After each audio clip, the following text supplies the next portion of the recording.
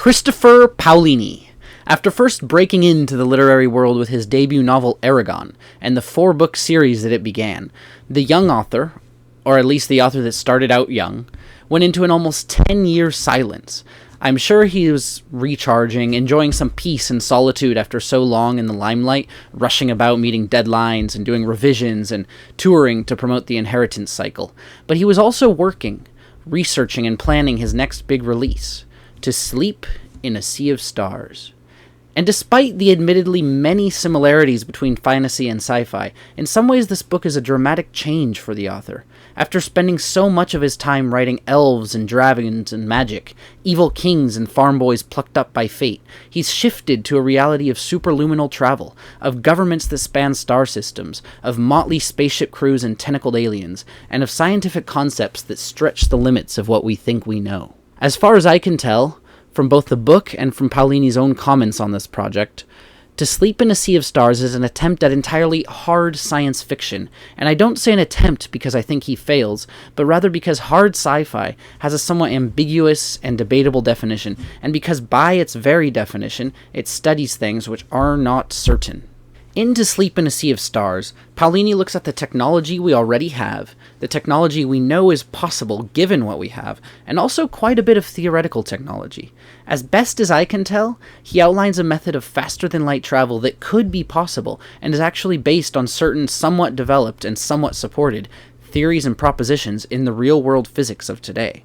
That may not sound like a lot, but when we're speaking of theoretical physics, as the name implies, we are dealing with things that cannot be confirmed, vast and complex mathematical models aimed at describing the vast complexities of reality. Anything attempting to capture this in some sort of concrete, workable world for a concrete and workable story is going to push the edge of what we know, to make certain claims of belief, and to challenge what we have practiced in the past. That's pretty much what scientific advancement is, especially in the realm of theoretical physics. And that's what science fiction is, too. It's speculative fiction. It speculates on what might be, what might come to be in the future. And in this regard, in many ways, Paolini's book isn't a departure at all, but a continuation. Fantasy uses magic systems and fabricated worlds, races and governments and flora and fauna, talismans, gods and spirits and prophecies and so on. It uses these things to study things like relationships, spirituality, free will, the power of the mind, how beliefs shape actions, racial tensions, prejudice, warfare, morality, personhood, identity, mastery of the self, and on and on and on. Sci-fi does very much the same. It speculates concerning the nature of reality. But more on that in my science fiction versus fantasy YouTube, linked below. The point is that with this book, Paolini is continuing right in this vein of philosophical thought, of grappling with all the deepest questions humanity has always pondered. And when it comes to the sci-fi element of To Sleep in a Sea of Stars, Paolini goes full bore. Probably most prominent among the many staple sci-fi elements in this book is the fact that it's a first contact story. Humanity has spread across something like 11 stars, I think, and they've discovered an array of primitive life, which we actually don't learn too much about after the first few references, but they also discovered something they call the Great Beacon, a structure left behind by what was clearly an advanced race, sentient and sapient, that seems to have had the ability to travel interstellar as well. The protagonist, Kira Navarez, was inspired by the discovery of the Great Beacon to become a xenobiologist. So our book kicks off when, years later, she not only discovers another monument left by intelligent life, but she comes into direct contact. And the contact isn't pleasant, it isn't voluntary, and it doesn't seem to be reversible. This being is a symbiote which could be seen as parasitic and which integrates itself forcefully into Kira's own system.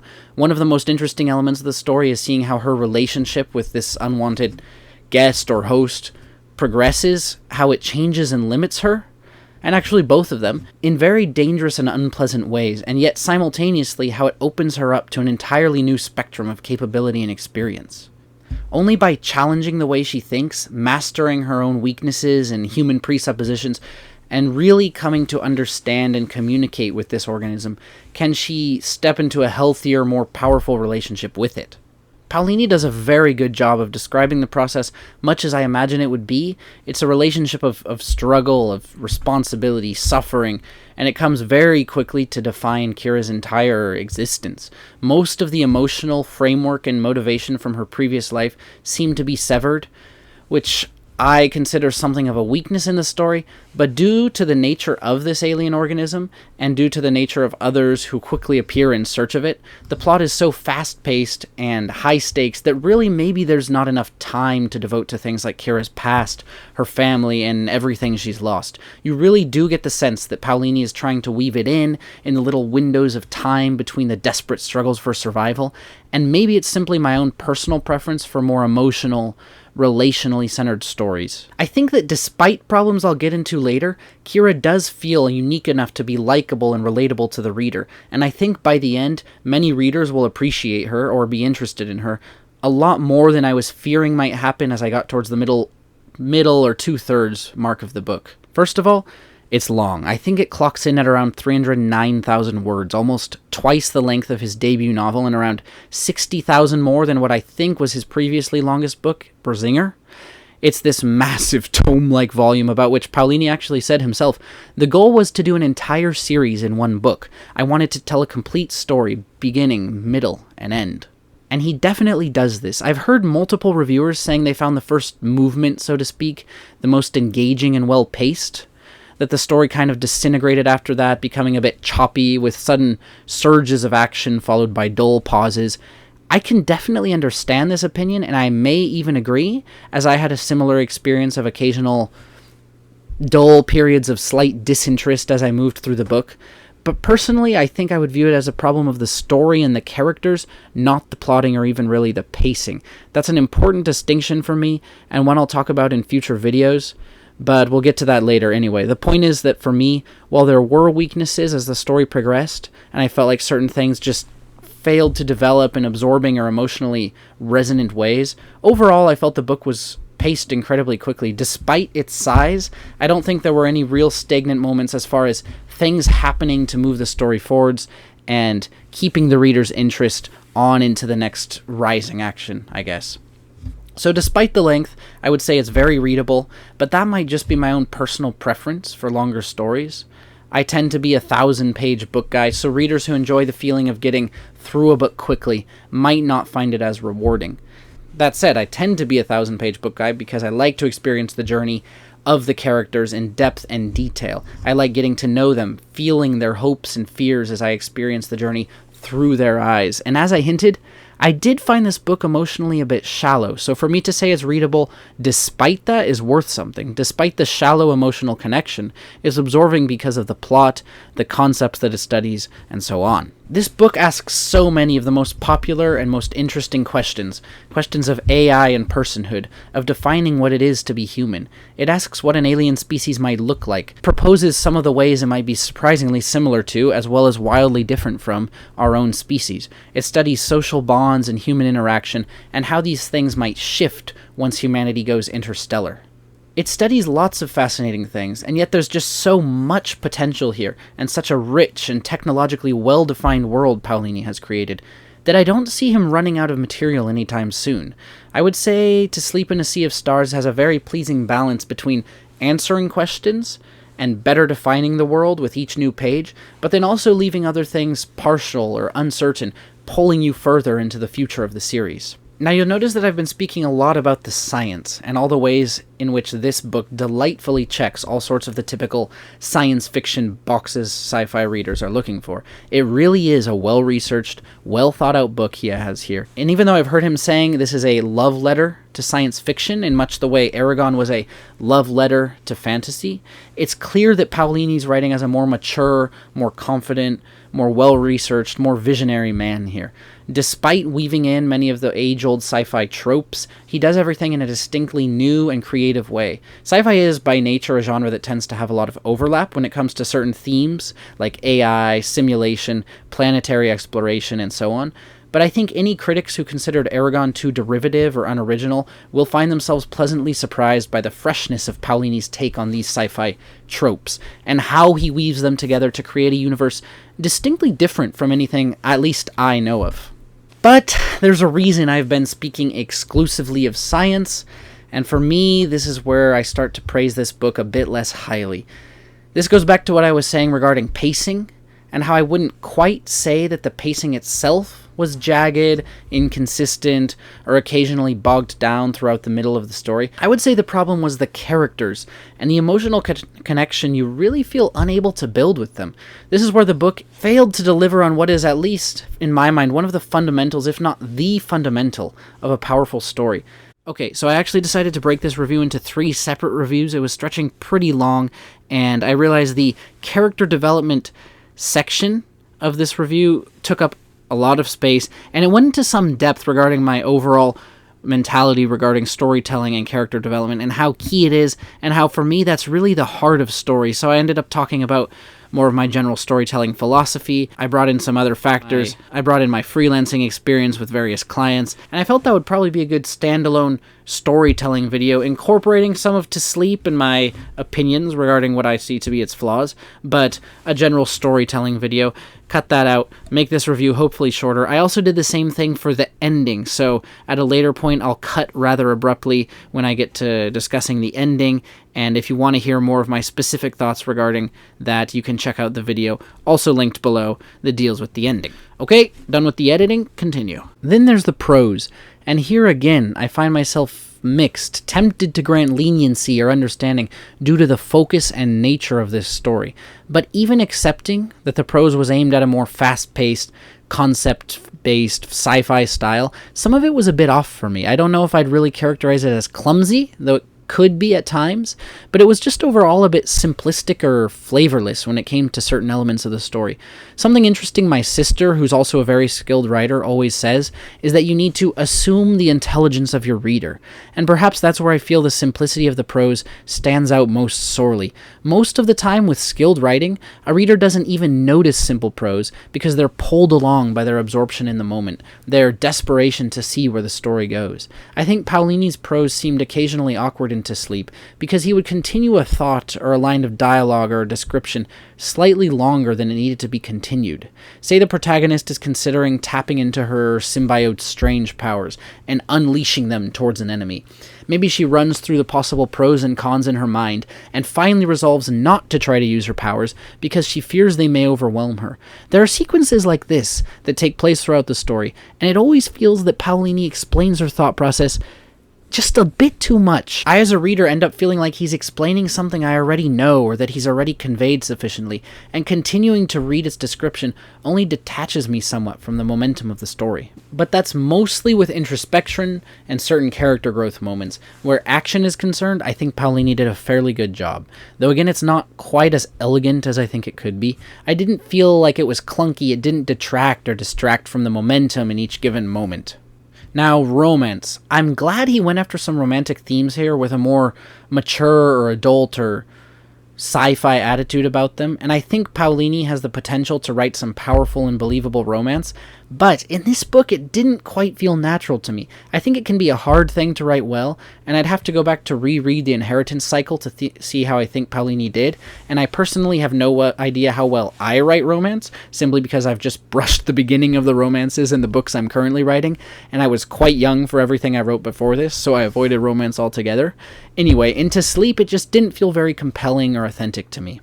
One of the things I more confidently do think is consistent with Paolini's weaknesses in Aragon would be the use of certain imagery, certain figurative language I don't particularly find creative, and mostly humor. So this is obviously a very subjective thing. He makes occasional jokes throughout both the action and the slower scenes, obviously trying to dispel some of the tension, and maybe I just have a different sense of humor, but most of it really doesn't work for me. There are several more humorous or lighter themes running throughout the story, which I just didn't really connect with. What else? I also did feel like there were certain elements of the politics, and specifically the interactions with humanity's military, that were a bit cliché or stereotypical. There are specific individuals, generals and such, that are written with a nice bit of depth and three-dimensionality, so they're not just flat devices propped up to fill the typical military bad guy, destructo role. And there were a lot of things very well explained as far as why Kira constantly found herself at odds with the military, and why the military had to make certain decisions that it did. You can tell that Paolini has an understanding of how the world works, how a purely idealistic person is going to find themselves regularly offended by reality, how the evolution of a species or a civilization can lead to unfortunate consequences, and so on. But there was still a bit too much of the stereotypical military jargon, heartlessness, leaders jumping to senseless conclusions, and so on. There's a bit of MacGuffinry where the characters have to chase various devices around to unlock certain abilities or mysteries, one device in particular, and it feels like something slightly more creative might have been possible, but as I said, overall the plot is very creative, very detailed, tightly thought through. Maybe it was just a necessary step in order for us to reach certain plot points we needed to reach in order for the story to happen. Overall, the alien races and the alien interactions were good, well thought through, unique. I don't know if it's just a personal thing or if it's because I simply don't have the same fan appreciation of sci-fi that Paolini does or what, but I don't find tentacled, blaster-wielding aliens to be the most original or interesting.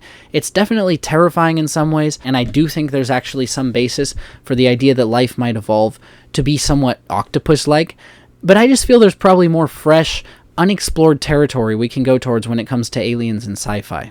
Paolini does a good job of theorizing as to how dramatically different aliens could be from humans, and it's interesting to see the two species get to know each other over the course of the story. I do feel like there could have been more. There were several key alien organisms introduced in the story, and I felt like slightly more time might have been taken to explore them, especially individually, rather than just using them to represent the entire species. But again, I'm a very detailed guy, content with a slower pace, longer stories, less action, more interaction, and so on. That could just be me. As I said, Paolini's left the Fractalverse very open-ended. I'm sure we'll learn a ton more with the next installment of the series. Okay, last criticism. The last difficult part for me was the ending, but I'm not really sure how to describe or make a quality judgment on it. He definitely ends it in a big way. He really goes for what's going to be a controversial and conflicted ending for a lot of us. And I do like conflicted endings. I really like happy endings, but I've grown to be very particular when it comes to happy endings because they so often feel predictable, artificial, even cowardly sometimes. I like a bittersweet ending because it challenges you, it disturbs you, it forces you to think about things, to grapple with the questions and possible messages of the book over and over again as you grow and as your life perspective shifts over time. But this ending, I don't think that's what's happening to me here. It certainly feels like a fitting ending in that it seems to be what he was planning from the very beginning. It seems to be what he designed. It does fit with a lot of the ambitious scientific predictions Paolini is making or embracing.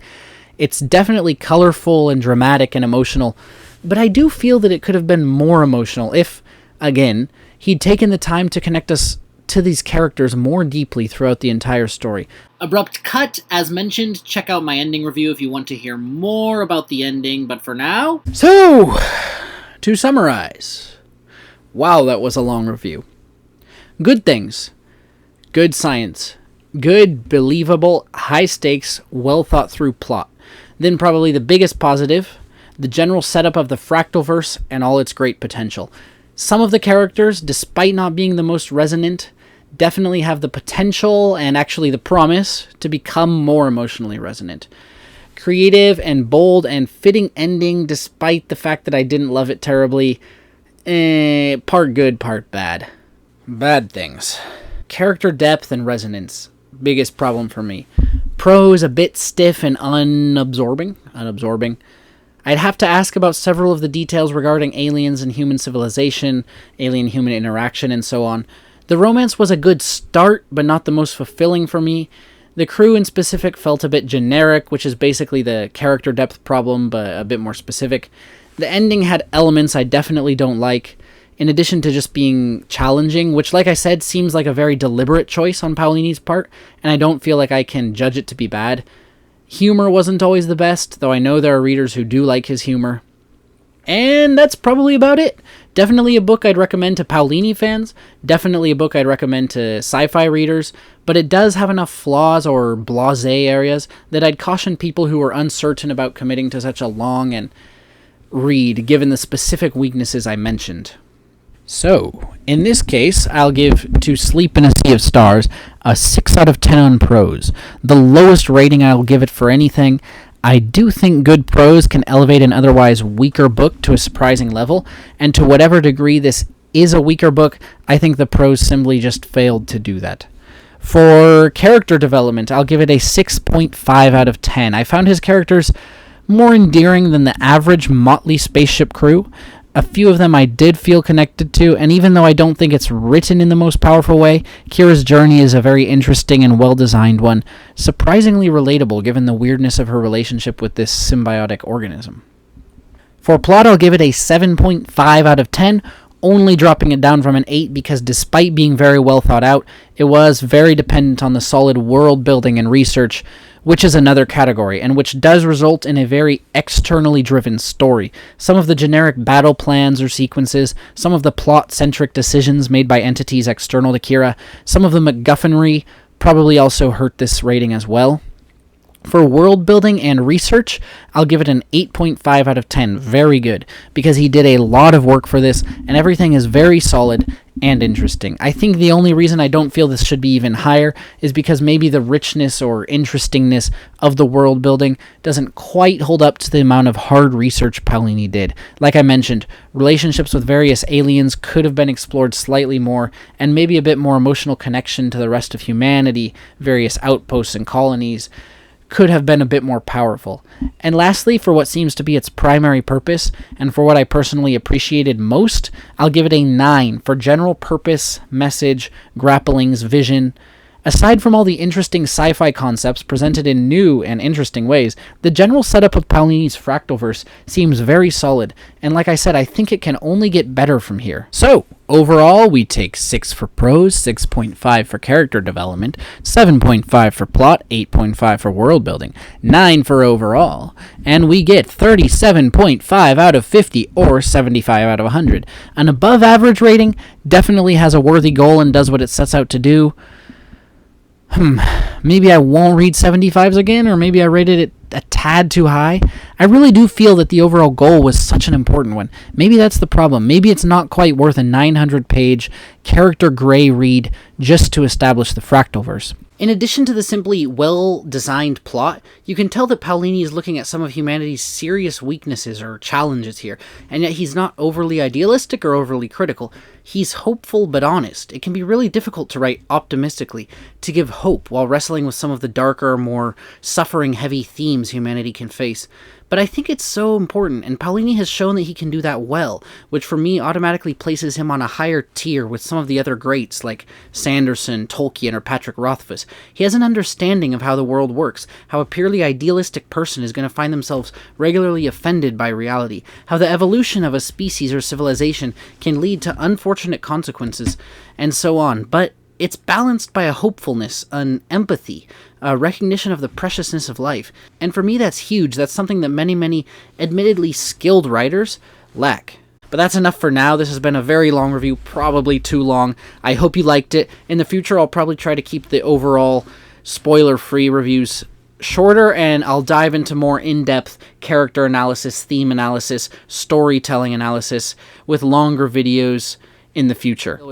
For now, if you like content like this, please subscribe. I have lots more upcoming content on philosophy, storytelling, science fiction, futurism, lots of stuff. Until then, thank you and see you next time.